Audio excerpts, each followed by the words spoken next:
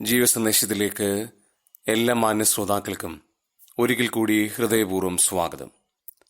നമ്മുടെ ഇന്നത്തെ പ്രതിദിന ധ്യാന ഭാഗം ലൂക്കോസിന്റെ സുവിശേഷം 16-ാം അധ്യായം 23-ാമത്തെ വചനം.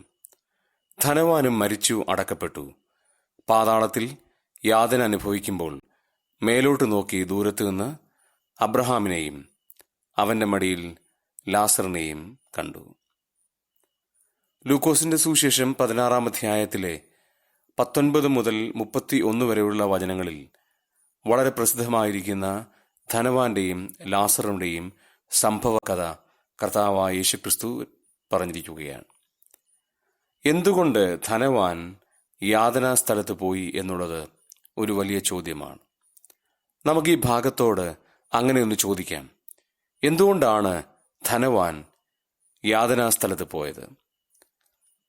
അദ്ദേഹത്തിന് അനേക ഗുണങ്ങളുണ്ടായിരുന്നു. ഒന്ന്, അദ്ദേഹത്തിന്റെ പടിപ്പുരയ്ക്കൽ ഒരു ലാസർ കിടക്കുകയാണ്. നാം 20-21 വചനങ്ങളിൽ വായിക്കുന്നു. പടിപ്പുരയ്ക്കൽ കിടക്കുമ്പോൾ താൻ പോവുകയും വരികയും ഒക്കെ ചെയ്യുമ്പോൾ വാതുക്കൽ ഈ വ്രണം നിറഞ്ഞു കിടക്കുന്ന മനുഷ്യനെ കണ്ടിട്ടാണ് പോകുന്നത്. അദ്ദേഹത്തെ അവിടുന്ന് മാറ്റുവാനോ അദ്ദേഹത്തെ അവിടുന്ന് മാറ്റി ആ പ്രശ്നങ്ങളിൽ നിന്ന് ഒരു വിടുതൽ വരുവാനോ താൻ ആഗ്രഹിച്ചില്ല. കാരണം ആ പടിപ്പുരയ്ക്കൽ തന്നെ ആ ലാസർ കിടക്കുകയാണ്. അതായത് നല്ല ഒരു മനസ്സിന്റെ ഉടമയാണ് അദ്ദേഹം. 2, അദ്ദേഹം ഒരു ദാനധർമ്മിയായിരുന്നു. കാരണം തൻ്റെ മേശയിൽ നിന്ന് വീഴുന്നത് തിന്ന് വിശപ്പടക്കുവാൻ ലാസർ ആഗ്രഹിച്ചു എന്നാണ് 21-ാമത്തെ വചനം. കാരണം അത് കിട്ടുന്നതുകൊണ്ടാണ് വീണ്ടും താൻ ആ പടിപ്പുരയ്ക്കൽ കിടന്നത്.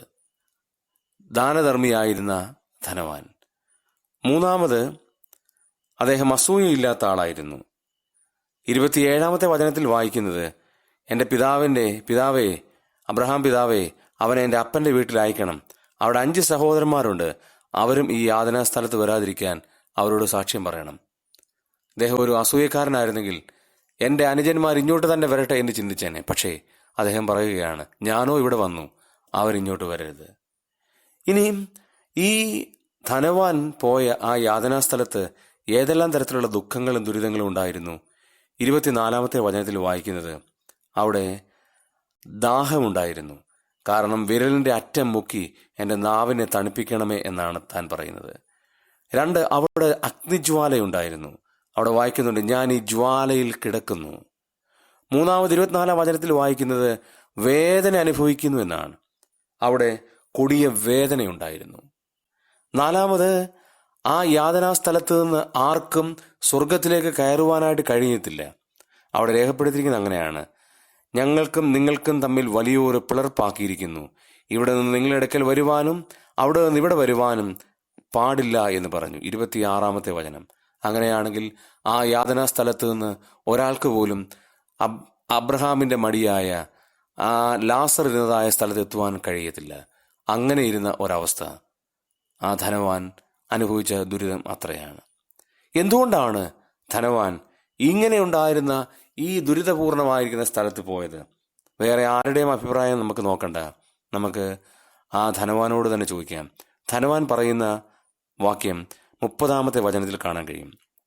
അബ്രഹാം പിതാവിനോട് പറയുന്നു, അല്ലല്ല അബ്രഹാം പിതാവേ, മരിച്ചവരിൽ നിന്ന് ഒരുത്തൻ എഴുന്നേറ്റ് ചെന്നാൽ അവരുടെ അടുക്കൽ ചെന്നാൽ അവർ മാനസാന്തരപ്പെടും എന്ന് പറഞ്ഞു. അങ്ങനെയാണെങ്കിൽ താൻ ഇവിടെ വന്നത്, യാതനാസ്ഥലത്ത് വന്നത്, നരകത്തിൽ വന്നത് രക്ഷിക്കപ്പെടാത്തത് കൊണ്ടാണ്, മാനസാന്തരപ്പെടാത്തതുകൊണ്ടാണ് എന്ന് ആ ധനവാൻ തന്നെ സമ്മതിക്കുകയാണ്. ആ മരിച്ചവരിൽ ഒരുത്തൻ എഴുന്നേറ്റ് ചെന്നാൽ അവർ വിശ്വസിക്കും, അവർ മാനസാന്തരപ്പെടും എന്നാണ് പറയുന്നത്. അപ്പോൾ ഞാനിവിടെ വന്നത് മാനസാന്തരപ്പെടാഞ്ഞതുകൊണ്ടാണ് എന്ന് ധനവാൻ അബ്രഹാം പിതാവിനോട് സമ്മതിക്കുകയാണ്. പ്രിയമുള്ളവരെ, ഈ വചനഭാഗം നാം ആത്മാർത്ഥമായി ഒന്ന് വായിക്കണം. നമ്മുടെ ലോക ജീവിതത്തിൽ ജീവിക്കുമ്പോൾ മാനസാന്തരപ്പെട്ട ഒരനുഭവത്തിൽ ജീവിക്കുവാൻ ഇടയാകണം. മാനസാന്തരപ്പെടുക എന്ന് പറഞ്ഞാൽ കർത്താവായ യേശുക്രിസ്തുവിനെ രക്ഷിതാവും കർത്താവായി അംഗീകരിക്കുക എന്നുള്ളതാണ് അർത്ഥം. നമ്മുടെ ഓരോരുത്തരുടെയും പാപത്തിന് പരിഹാരമായി കർത്താവായ യേശുക്രിസ്തു കാൽവരി ക്രൂശിൽ മരിച്ചു എന്ന് ഹൃദയം കൊണ്ട് വിശ്വസിക്കുക, ആ കാര്യം ഹൃദയപൂർവ്വം അംഗീകരിക്കുക. അതാണ് രക്ഷയ്ക്കുള്ള മുഖാന്തരം. എത്ര നല്ല പുണ്യപ്രവൃത്തി ചെയ്ത നല്ല ഒരു ധനവാനായ മനുഷ്യനായിരുന്നു. പക്ഷേ നരകതുല്യമായ യാതനാ സ്ഥലത്താണ് അവൻ എത്തിയത്. എന്നാൽ ലാസർ അബ്രഹാം പിതാവിന്റെ മടിയിലെത്തി. അവൻ യാതൊരു പ്രത്യേകതയും ചെയ്തില്ല. പക്ഷെ അവൻ ആ കർത്താവിനെ, ദൈവത്തെ യഥാർത്ഥമായി അറിഞ്ഞ ഒരാളായിരുന്നു. അതുകൊണ്ട് അവൻ അബ്രഹാം പിതാവിന്റെ മടി, അതായത് സ്വർഗത്തിൽ അവൻ എത്തുവാനിടയായി. എന്നാൽ ഇത്രയും സൽപ്രവൃത്തി ചെയ്ത, പുണ്യപ്രവൃത്തി ഉണ്ടായിരുന്ന ധനവാൻ തികച്ചും വ്യത്യസ്തമായ യാതനാ സ്ഥലത്ത് പോയി. പ്രിയമുള്ളവരെ, നാം ഒന്ന് ആത്മാർത്ഥമായി ചിന്തിക്കുക. ഈ ലോക ജീവിതത്തിന്റെ മരണത്തിന് ശേഷം ഞാൻ എവിടെ എത്തും? സ്വർഗത്തിലാണോ അതോ നരകത്തിലാണോ? ഈ രണ്ട് സ്ഥലമല്ലാതെ വേറൊരു സ്ഥലമില്ല താനും. അങ്ങനെയാണെങ്കിൽ സ്വർഗത്തിലെത്തുവാൻ ധനവാൻ നമുക്ക് പറഞ്ഞു തരുന്ന നല്ല ഒരു മാതൃക, മാനസാന്തരപ്പെടുക. അതെ, നിങ്ങൾ ഇരിക്കുന്ന ഇരിപ്പിൽ, നിങ്ങൾ നിൽക്കുന്ന നിൽപ്പിൽ നിന്നുകൊണ്ട് നിങ്ങൾക്ക് മാനസാന്തരപ്പെടുവാനായിട്ട് സാധിക്കും.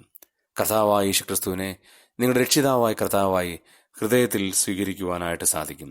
യേശു നിങ്ങൾക്ക് വേണ്ടിയാണ് കാൽവരിക്രൂശിൽ മരിച്ചതെന്ന് ഹൃദയം കൊണ്ട് വിശ്വസിക്കുക, വായ്കൊണ്ട് ഏറ്റുപറയുക. പ്രിയമുള്ളവരെ, ഈ വിഷയങ്ങളെക്കുറിച്ച് കൂടുതൽ നിങ്ങൾ അറിയുവാൻ ആഗ്രഹിക്കുന്നെങ്കിൽ എൻ്റെ നമ്പർ ഇതിൻ്റെ കൂടെ കൊടുത്തിട്ടുണ്ട്. കോൺടാക്ട് ചെയ്യുക. ദൈവം നിങ്ങളെ ധാരാളമായി അനുഗ്രഹിക്കട്ടെ. പിതാവേ, നന്ദിയോടെ ഞങ്ങൾ അങ്ങേ സ്തുതിക്കുന്നു. കർത്താവെ, ഈ വചനത്തിൻ്റെ സത്യങ്ങൾ അവർ മനസ്സിലാക്കുവാൻ, കേൾവിക്കാർ മനസ്സിലാക്കുവാൻ സഹായിക്കണമേ. ഈ വചനം കേൾക്കുന്ന എല്ലാവരെയും അനുഗ്രഹിക്കണമേ. രോഗികളായി ബുദ്ധിമുട്ടുന്നവർക്ക് വിടുതലിൻ്റെ ആശ്വാസത്തിന് കരനീട്ടണമേ. പ്രാർത്ഥന കൃപയ്ക്ക് നന്ദി. യേശു ക്രിസ്തുവിൻ്റെ തന്നെയുള്ള നാമത്തിൽ തന്നെ. ആമേൻ.